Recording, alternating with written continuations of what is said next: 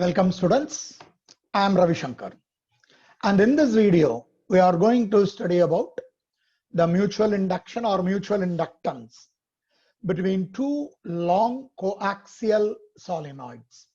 So we are going to consider two solenoids, one above the other, and the axis for both the solenoids are considered to be common. So we are saying that they are coaxial solenoids. So let us consider two solenoids. See, at the inner solenoid, let us consider it as solenoid 2. And above this solenoid, I am having another solenoid. And that other solenoid is considered to be the outer solenoid. And the outer solenoid as well as the inner solenoid are having the same axis. So we are saying that they are considered to be coaxial. Let us consider the outer solenoid as solenoid 1. Okay, outer solenoid as solenoid 1, and the inner solenoid as what? Inner solenoid as solenoid 2. See, here we are considering that both the solenoids having what? Both the solenoids are of same length L, but outer solenoid is having an area A1. And the inner solenoid is having an area as A2. But in the same time, when you are considering the number of turns in the outer solenoid is considered to be N1. And number of turns of the inner solenoid, let us consider to be N2. That is, capital N1 is the total number of turns for the whole length. If I am taking small n, and small n is equal to, we can say that total number of turns per unit length, or otherwise called to be turn density. Here capital N1 and capital N2 are considered to be the number of turns available for the whole length of the two solenoids 1 and 2. So here I have taken two solenoids of length L having an area A1 and A2 respectively for the first solenoid and the second solenoid.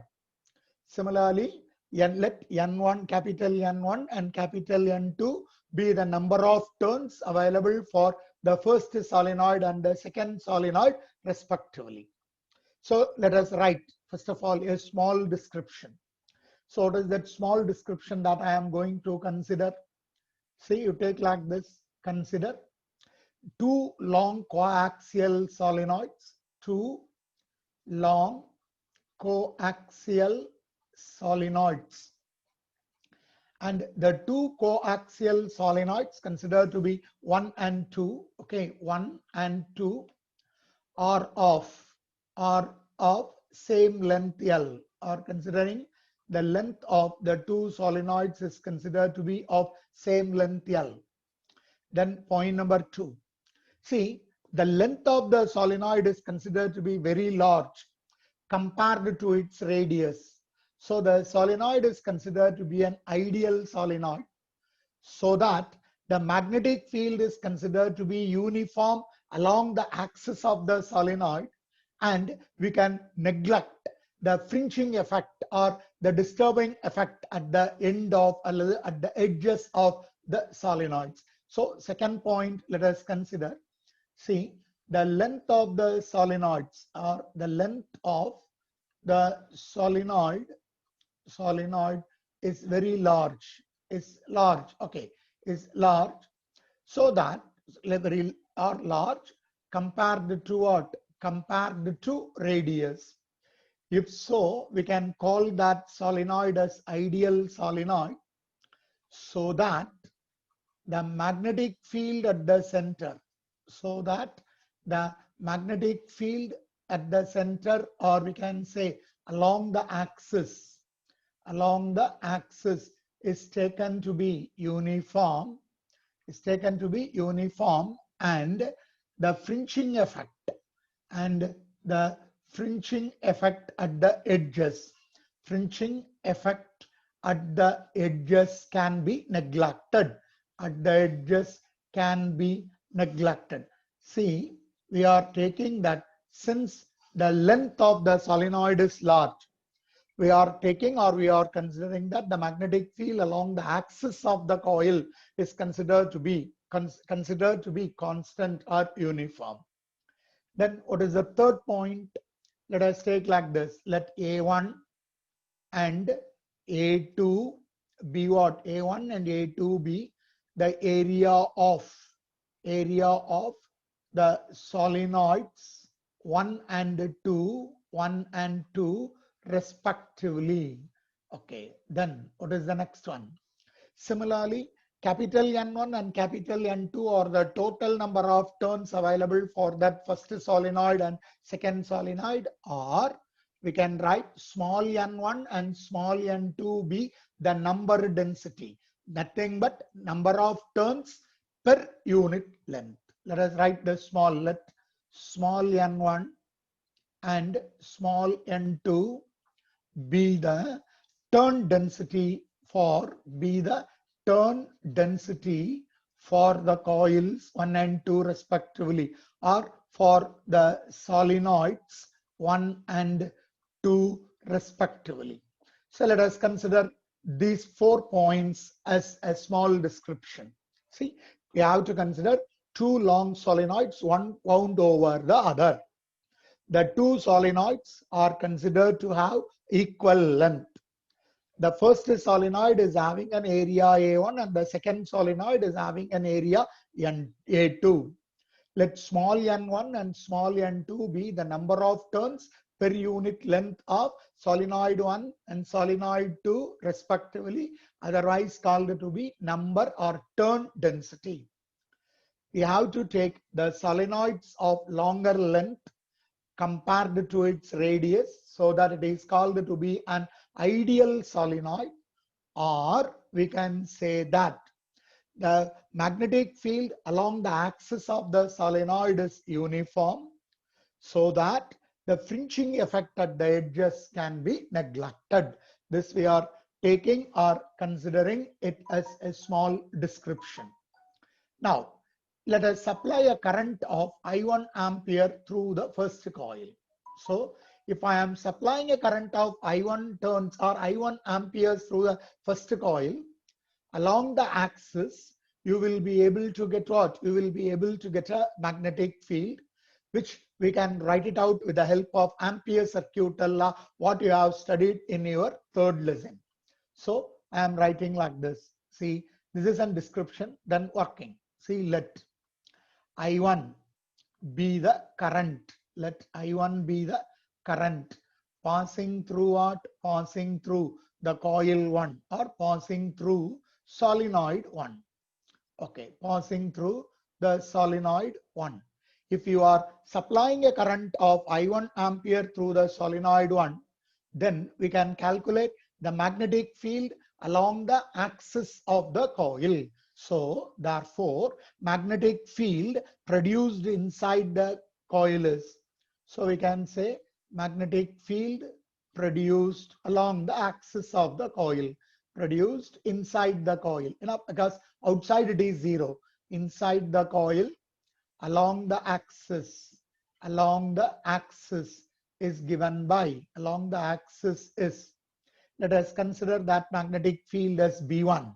That value B1 is equal to mu 0 into N1 into I1. Here N1 is the number of turns per unit length. I1 is the current that is passed through the coil 1 or the solenoid 1. So let us consider this as equation number 1.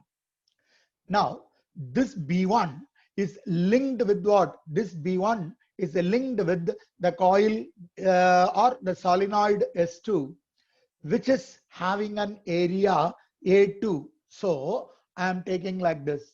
This magnetic field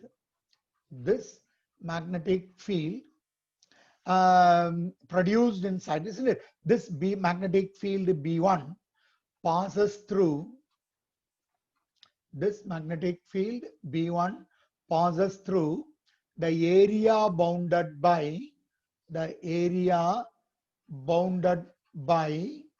solenoid 2. So when the this magnetic field B1 developed by the current I1 in the first coil is linked with the second coil, or linked with the area of the second coil. Therefore, the magnetic flux linked with the second coil we have to calculate. So the magnetic flux linked with the second coil, or with the second solenoid. Then what is that magnetic flux? Magnetic flux is given by the letter phi.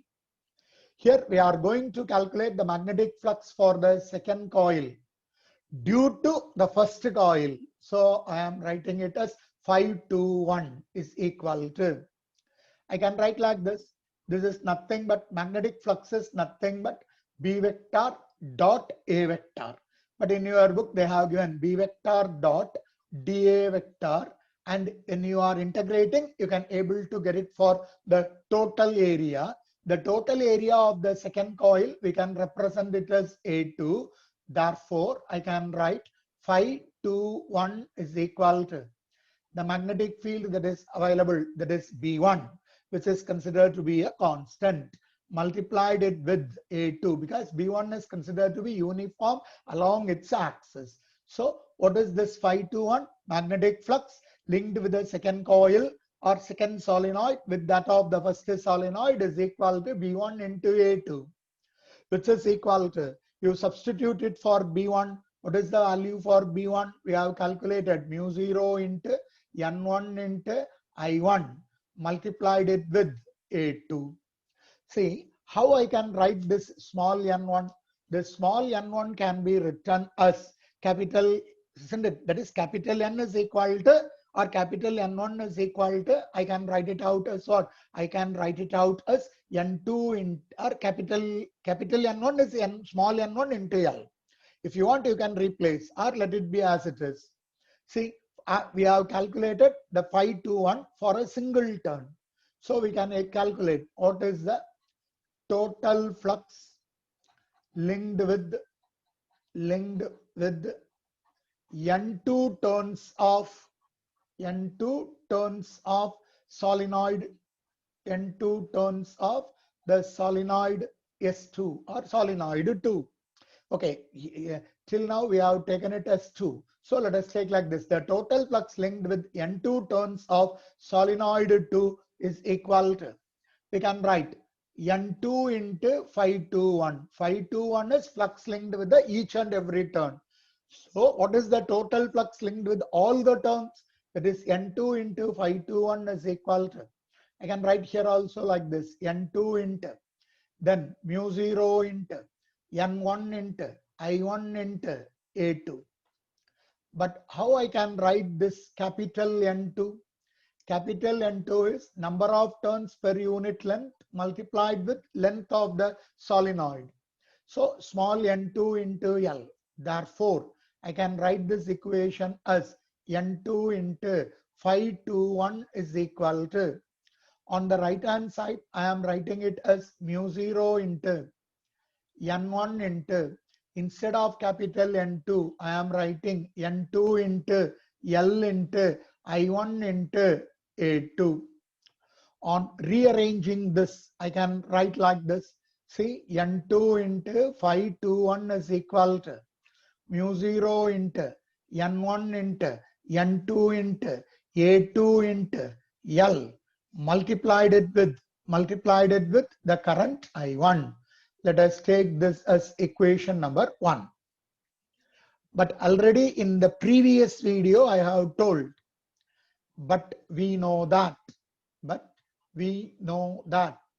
from the definition of mutual induction, we have calculated N2 into 521 is equal to, we have written like this, M21, mutual induction of the second coil with respect to first coil, into the current that is supplied, I1. Take this as equation number 2. This equation we have studied in the previous video, previous question. See, comparing equations 1 and 2, you can get the answer. See, comparing equations 1 and 2. What will be the answer? You see, both the left hand sides are equal. You can equate both the right hand sides. So I can write M21 into I1 is equal to mu0 into N1 into N2 into A2 into L into I1. So this I1 and this I1 will get cancelled. So what we will be able to get for the mutual induction of the second coil with respect to the first coil? You can write mu0 into N1 into N2 into A2 into L. So this equation gives the mutual induction of the second coil with respect to the first coil. So I can write this above expression. This above expression gives the mutual induction or mutual inductance, mutual induction for the second coil, with respect to the first coil, So this we are taking it as what? This we are taking it as the expression for mutual induction. Similarly, we can able to calculate the mutual induction for the first coil with respect to the second coil. See, before going through that, I will recall what I have told here. See, after the description. Now, through the first coil, you supply a current of I1 ampere. What will happen? Along the axis of the coil, a magnetic field will be developed. That magnetic field developed will be equal to B1, which is mu0 into N1 into I1. Here N1, small n1 is number of turns in the first coil per unit length, and I1 is the current passing through the first coil. Now, this magnetic field is linked with the second coil also, because the first coil and the second coil are wound one over the other and having a common axis. So I am saying that this magnetic field B1 passes through the area of or the area bounded by the second solenoid. So I am calculating what is the magnetic flux linked with the second coil due to the area bounded.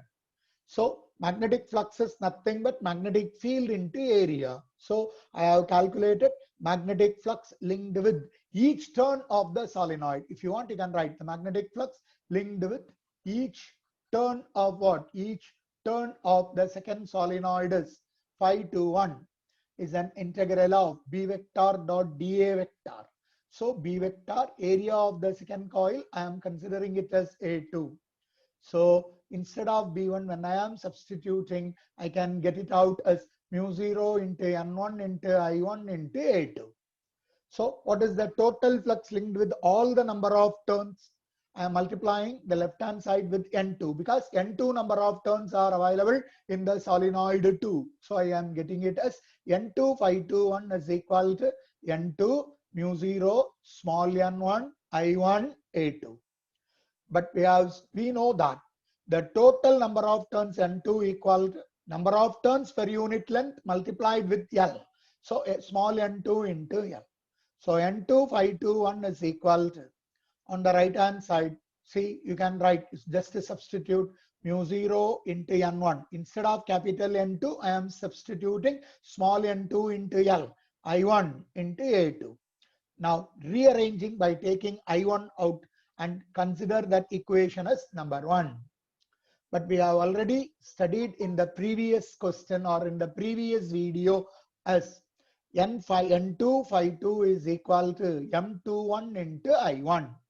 So by comparing these two equations, we can write M21 into I1 equal to mu0 N1 N2 A2 L into I1.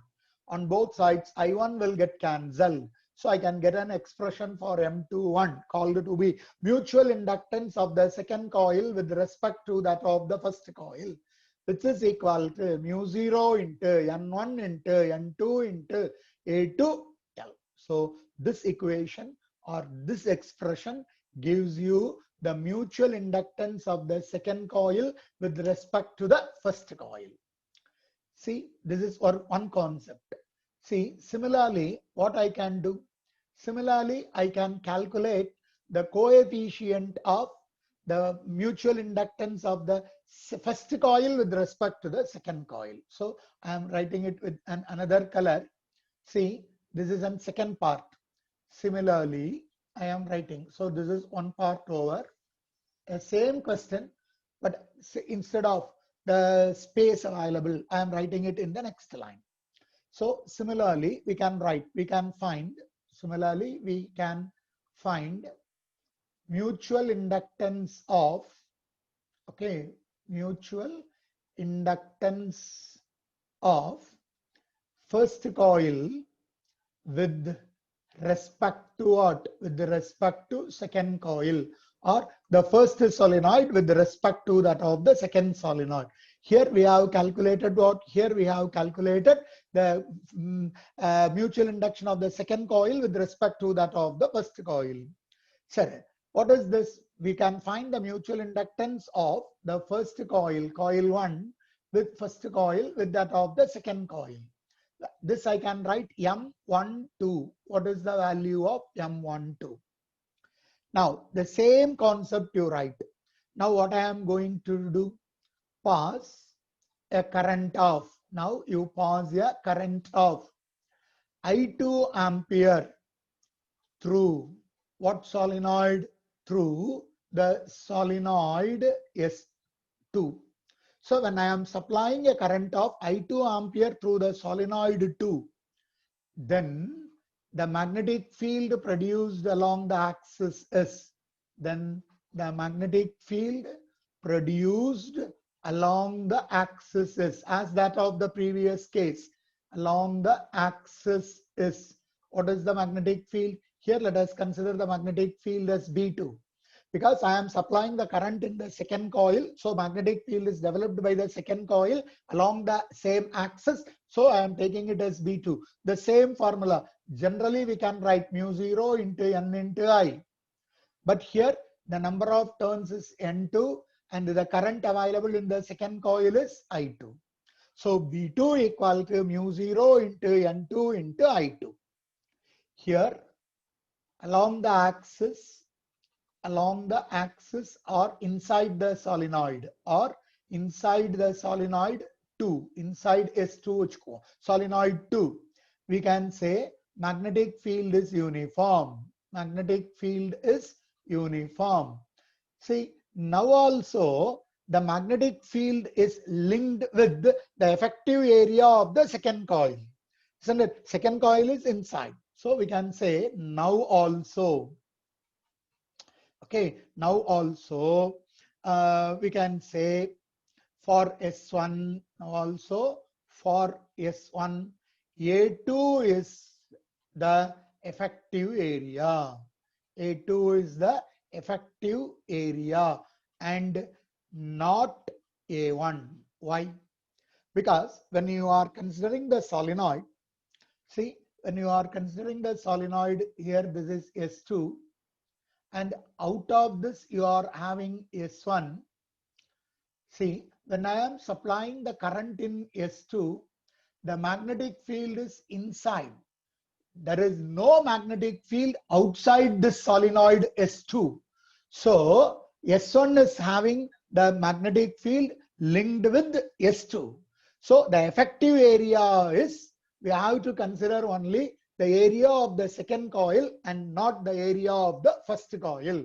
The reason is outside the solenoid, the magnetic field is considered to be 0. See, A2 is the effective area and not A1, because we can say like this, because the magnetic field outside solenoid 2, outside the solenoid 2 is 0. Inside it is uniform, but outside the solenoid it is 0. Already you might have studied it in the lesson number 3, where the application of Ampere's circuital law. Okay, then what is the flux related then?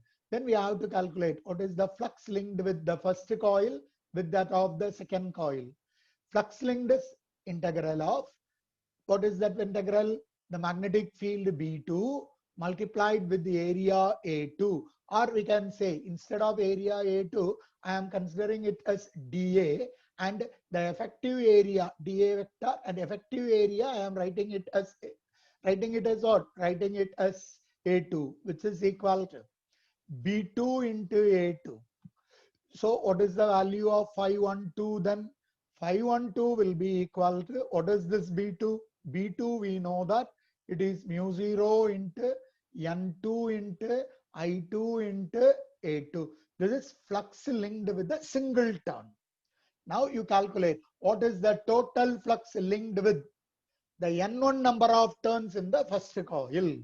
So I am going to calculate the total flux linked with N1 turns of solenoid 1. N1 turns of solenoid 1.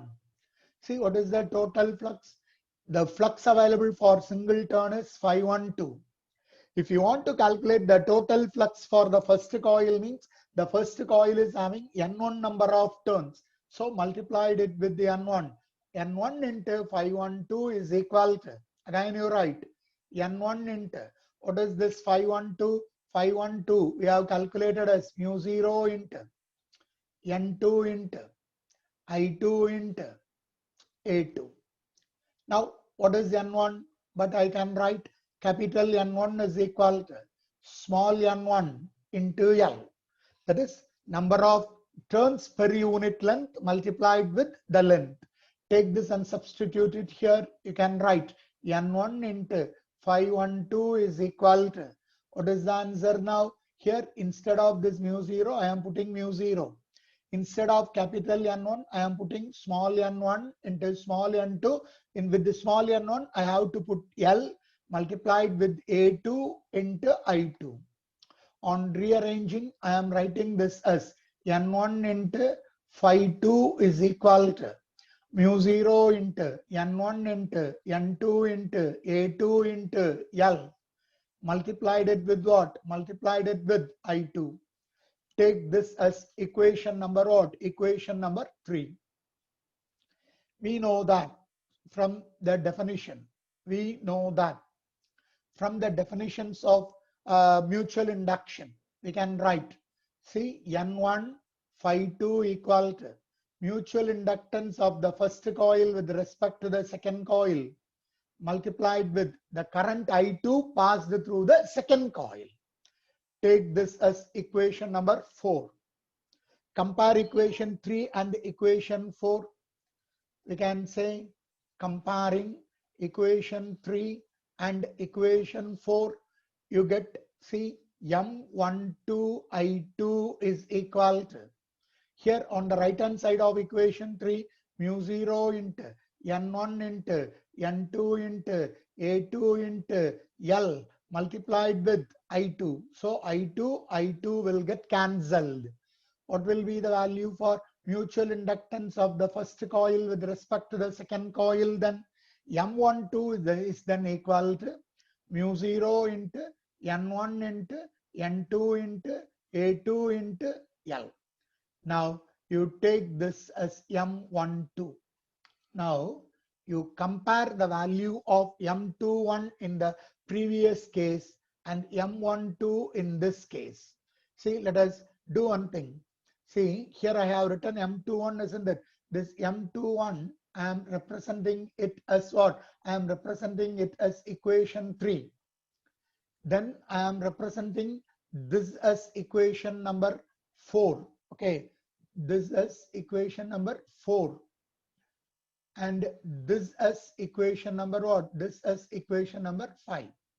So if so, here I have to compare what? Here I have to compare equation 4 and 5. Here I am comparing equation 4 and 5. Then this equation I can consider it as equation 6. Now you compare what? Now you compare equation 3 and equation 6. So you might have write it in your notebook. You compare it, equation 3 and equation 6. Equation 3 is also mu 0 into what? Mu 0 into N1 into N2 into A2 into L. Similarly, equation 6 also, I am stating it as mu 0 into N1 into N2 into A2 into L. So comparing equation 3 and 6, one can say, or we can say that M21 is equal to M12. Therefore, I can say M21 is equal to M12 is equal to capital M. The mutual inductance between the pair of coils or between the two solenoids, which are the two solenoids considered to be 1 and 2. So what is the conclusion that I can write? Therefore, I am writing here. So therefore, okay. So let us, or we can do one thing, we can write here itself. So here itself, therefore, the coefficient of mutual inductance M between the two solenoids 1 and 2 is given by the formula mu 0 into N1 into N2 into A2 into L. So this we are calling it out as the expression for the coefficient of mutual induction between the pair of coils or between two solenoids S1 and S2. Clear? Hope you should have understood.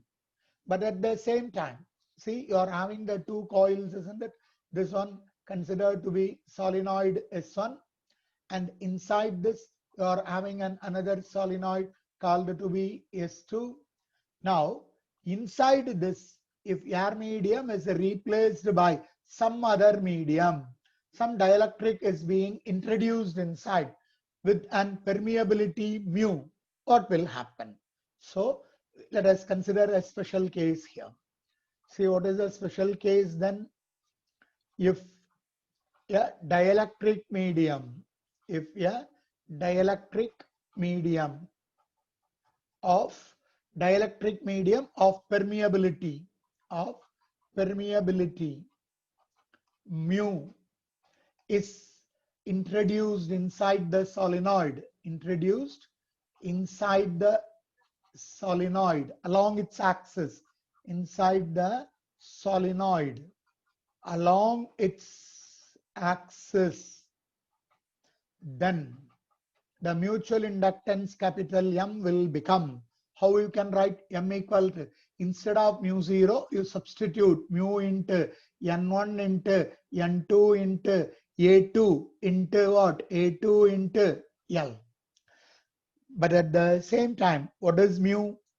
But we know that, okay, but we know that the value of mu equal to mu 0 into mu r.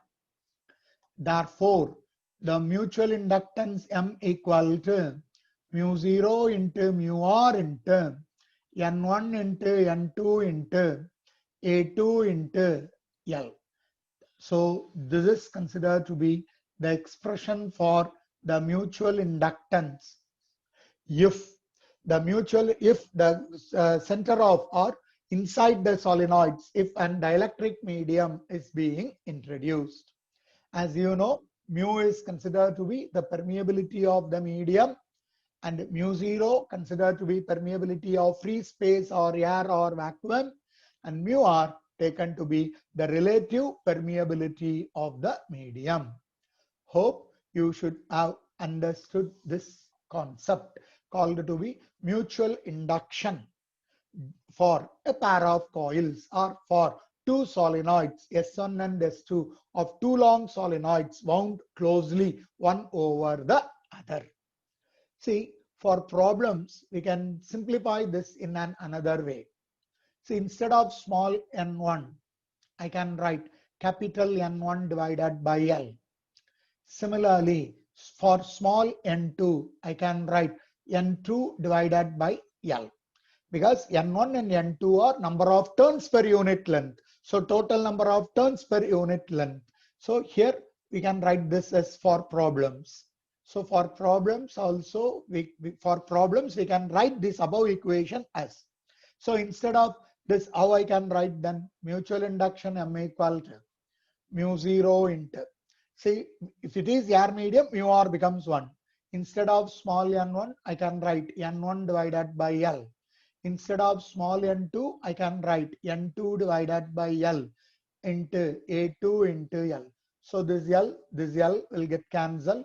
So mutual induction can also be written as mu 0 into N1 into N2 into A2 divided by L. This is what we can consider it as the general equation for mutual inductance between a pair of coils if you are considering the total number of turns available in the two solenoids, first solenoid as well as in the second solenoid.